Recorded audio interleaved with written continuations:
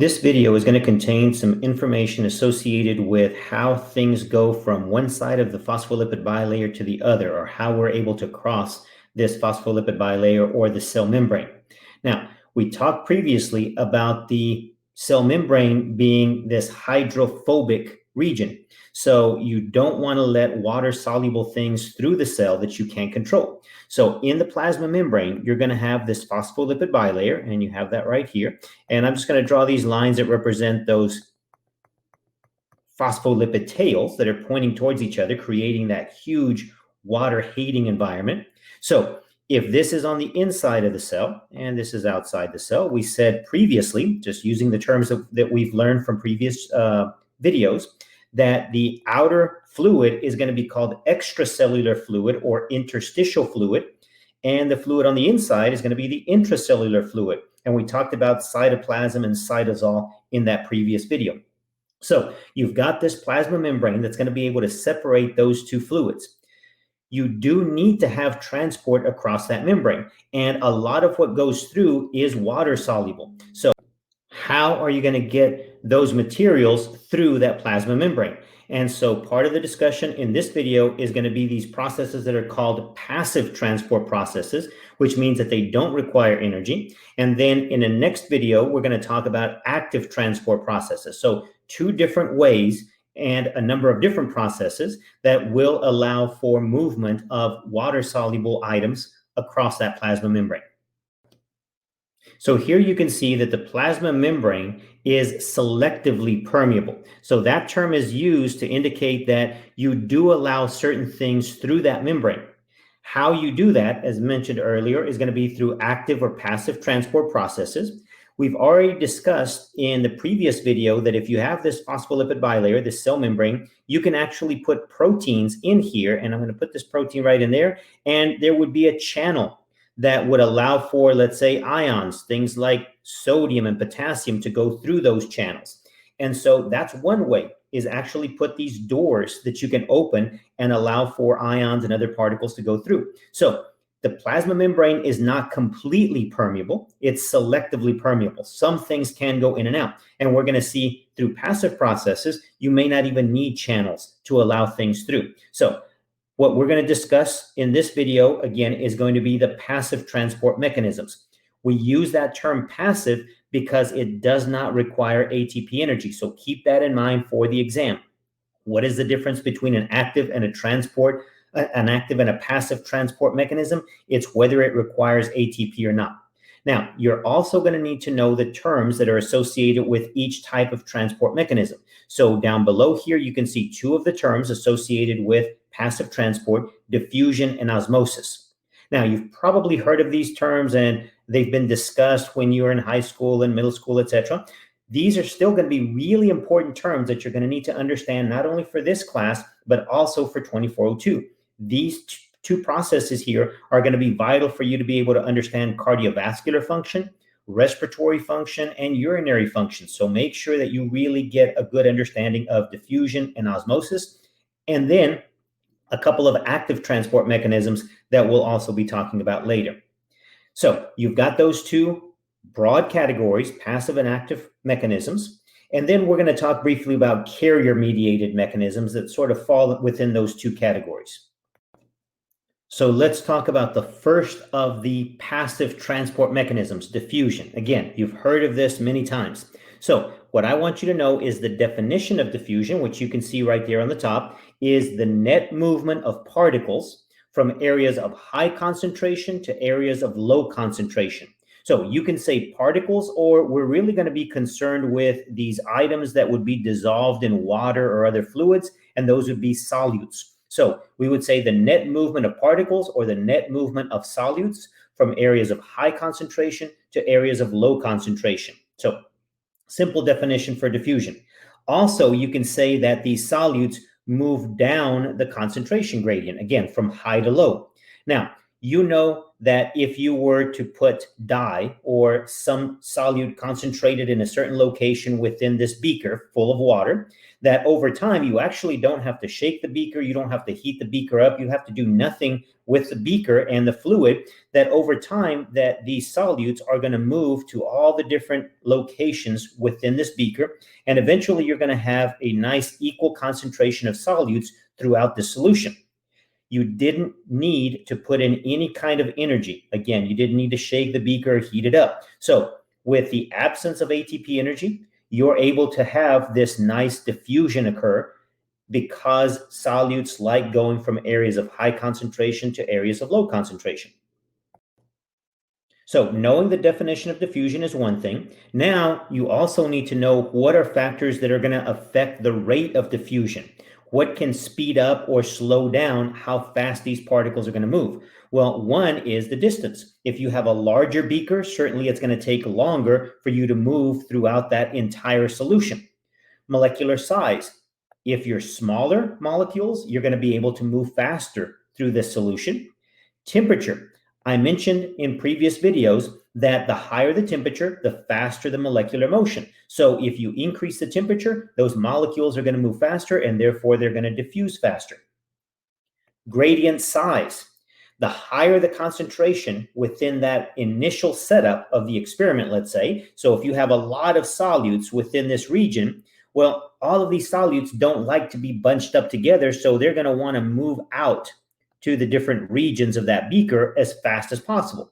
If you have just a little bit of solutes, there's not going to have that big of a repulsive force here, so it's going to be moving a little bit slower. So the higher the concentration that you start off with, the faster the diffusion.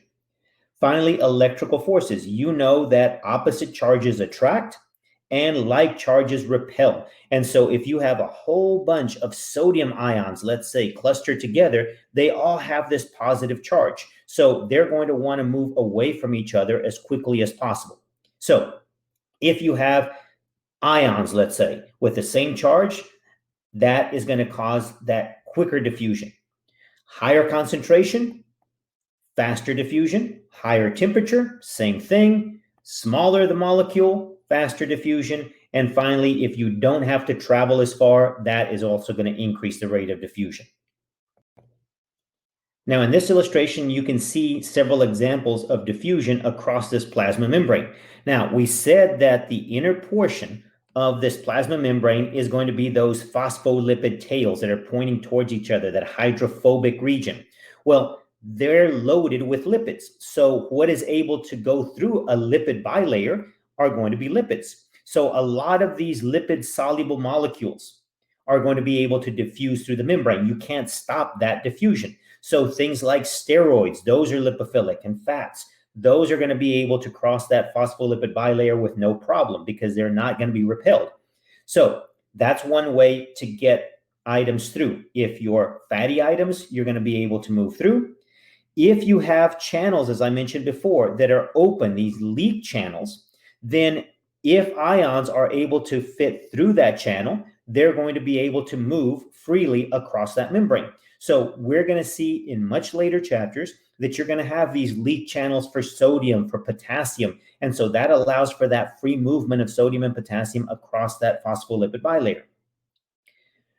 When you talk about these pores, however, they do have a specific charge that lines the sides of these pores here, and they also have a particular size. So even though you might have a hole through that membrane, that doesn't mean that anything can pass through. You can see here that large items, things like sugars and proteins, those are so large that even though you have a hole in that plasma membrane, they're too large to fit through that hole. So only small items like ions are going to be able to go through those channels. And again, fats are going to be able to penetrate that phospholipid bilayer. Now, what you're going to see much more in 2402, especially when you talk about the respiratory system, is gases are also going to be able to diffuse across that membrane because gases are lipophilic.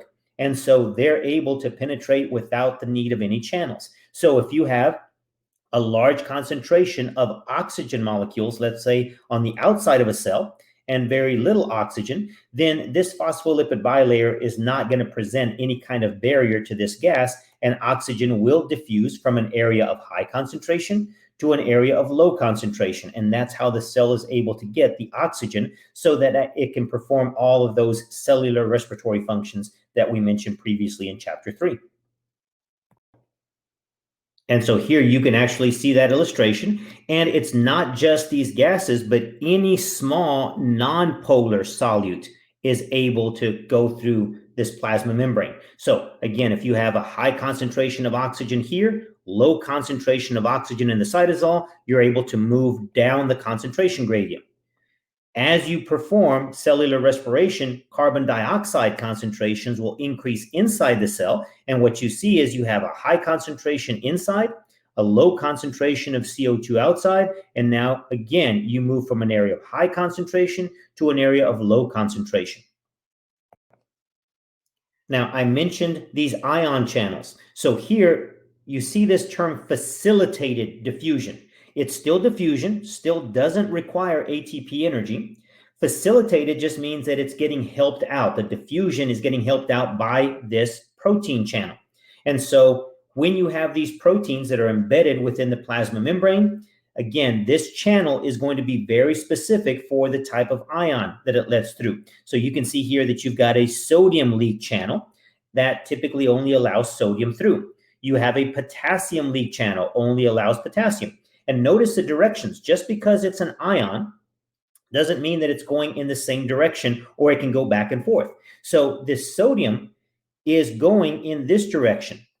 Because of that movement, now if you do understand why diffusion occurs the way it does, then you're able to understand that why is sodium moving in, whereas potassium is moving out when they have the same charge. Well, look at the concentration of sodium. You're going to learn that there's a higher concentration of sodium on the outside of the cell and a lower concentration of sodium on the inside. So when you have these sodium leak channels in the plasma membrane, where does sodium want to go? Area of high concentration to an area of low concentration. So sodium, if given the opportunity, will move into the cell. The opposite for potassium. Inside a normal resting cell, a healthy cell, there's going to be a lot more potassium ions on the inside than on the outside. And what you see here is because of that concentration gradient, if you have these potassium leak channels, then what does potassium want to do? It wants to move outside to an area of the lowest concentration. Now, some of these protein channels are really not open all the time, so we don't consider them leak channels. They're sort of gated channels, or in this particular case, what you see is this carrier-mediated diffusion that has this glucose carrier. So what you do is this channel is not always open, and you'll notice that what we're talking about now is not ions. They're going to be these larger molecules like glucose. So what happens here is that you're going to have a little binding site for glucose. So whenever glucose hits that binding site, it's going to cause the channel to actually change shape. And when the channel changes shape, it sort of closes on the outside here and opens up on the inside. And now that glucose is able to move across that membrane and enter the cell. So carrier-mediated diffusion is thanks to the glucose binding to that channel and the channel changing shape, glucose is now able to enter. Now you notice there is no ATPs. Again, there's no energy requirement for this diffusion. It's just simply the glucose binding that causes that change in that protein that allows for the transport. Now, a lot of people use diffusion and osmosis interchangeably, but here you're going to see that there's a big difference between them. Now, both of them fall under the category of passive transport processes, but when you talk about diffusion, we said that the definition was the movement of solutes from an area of high concentration to an area of low concentration. With osmosis, it's similar in terms of the definition, but you're only talking about water. So the definition for osmosis would be the movement of water from an area of high water concentration to an area of low water concentration. So basically the same processes, except you're focused on the water.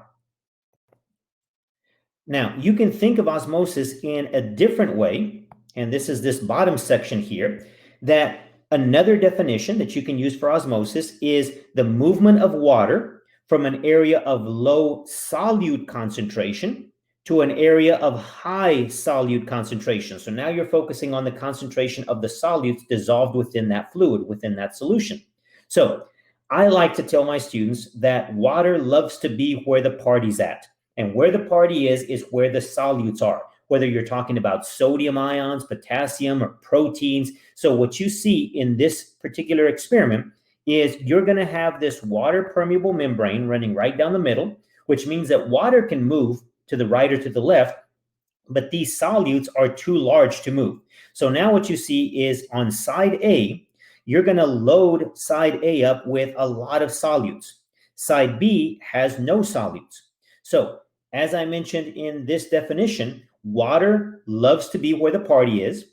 And so it moves from an area of low solute concentration to an area of high solute concentration. So if you see this experiment, you know that water wants to be where the party's at, and it's going to be moving in this direction because the solutes are where the party is. And we're going to see this trick play out over and over in the body. We're going to see that the body is not well at moving water from one location to the other. It's hard to tell water where to go. So what the body does is it tricks water into wanting to go where the body wants it to go. And how it does that is by actually being able to move solutes. So if the body wants to move water from point A to point B, what it does is it actually puts solutes in that area, and then water will follow. So tricking water to going where the body wants it to go. Now, water, we said, is a polar molecule, which means that it shouldn't be able to penetrate the plasma membrane. But what I'll tell you is basically water can go wherever water wants to go. So you can see here that even though we've got this phospholipid bilayer, it is still permeable to water. Water will be able to fit through those little gaps and make its way from one side to the other. But if you want to make that membrane more permeable to water, then what you can do is there are special water channels, these proteins that can be embedded within the plasma membrane called aquaporins, and that allows for a greater diffusion or osmosis, movement of water into the cell. So you're going to see this in the urinary system. If we're trying to recover a lot of water because you're dehydrated, then you're going to slip in a lot of aquaporins within this plasma membrane and be able to recover even more water so that that water doesn't end up in your urine and you end up losing it. So water can move across that membrane to a limited extent, and even more so if you have aquaporins. And again, the main thing that's keeping water in one location or the other is going to be the concentration of solutes, where that party is. Now, in a healthy body, everything is fairly well regulated. And one of the things that really needs to be regulated is going to be this water concentration. So especially when you're talking about blood and red blood cells, in your plasma, in the watery portion of the blood, you have to have just the right amount of water and solutes so that your red blood cells have a specific shape and therefore they can carry out their functions. So one of the big changes that you see in a red blood cell will occur if you change the concentration of solutes or if you change the concentration of water within the plasma. And here you can see these terms that are going to be especially applicable to red blood cells. So a hypotonic solution, hypertonic, and isotonic solutions. These changes in the water and the solute concentrations will affect a number of things in your body, and we're going to see in this next image how they actually change the shape and may actually destroy red blood cells. So if you have the proper regulated water and solute concentration in your bloodstream, we say that that would be an isotonic solution. So it's the same iso, it's the same solution. Let's say if I were to give you an IV, that glucose, that water concentration is going to be the same as what typically would be found within your plasma. So that would be an isotonic saline solution, the IV solution. Now, if somebody were to mess up and they were mixing an IV bag and by accident they created a hypertonic solution, they have a higher concentration of solutes in that IV bag and therefore a lower water concentration. Well, now if you've got this red blood cell and you had this solution out here, if they generated a hypertonic solution with more solutes. So these little dots here are going to represent the solutes that they put in place within that IV bag. Then what you're going to see is, because there's a higher solute concentration on the outside of a red blood cell, where does water want to go? We said that water loves to be where the party is. So now, because this extracellular fluid has more solutes, water is going to want to go to where the party is. The cell itself is going to lose water and it's going to shrivel up, and we call that crenation. Now, opposite side of the coin. If a tech mixes a hypotonic saline solution in that IV bag, now it has a lower concentration of solutes than the intracellular fluid. So looking at the red blood cell again here, now they generated a solution that has very few solutes. And so where does water want to go? Well, a red blood cell is a cell, has a lot of solutes, has proteins, etc. And so now you have this situation where very little solutes here, a lot of solutes in a red blood cell, water is going to be rushing into the red blood cell. Goes from an area of low solute concentration to an area of high solute concentration. And what ends up happening is this red blood cell would get so loaded with water that eventually it explodes. Okay? It lyses. And you can see those images here. So in an isotonic saline solution, the tech mixed that IV perfectly, and you'll notice that the red blood cell has this sort of a donut shape, and that's this one right here. And in this kind of isotonic saline solution, no change in shape, because everything is going to be regulated the way it is in your typical plasma. You mix a hypotonic saline solution. As I mentioned, the solutes are going to be at a lower concentration in the extracellular side. So water is going to want to go where the party is, and that's going to be inside a red blood cell, and that's going to cause this to get really big and juicy and eventually explode. And then the opposite is a hypertonic saline solution. And you can see here that water will leave because the extracellular fluid is where the solutes are at a higher concentration, and the cell crenates or shrivels.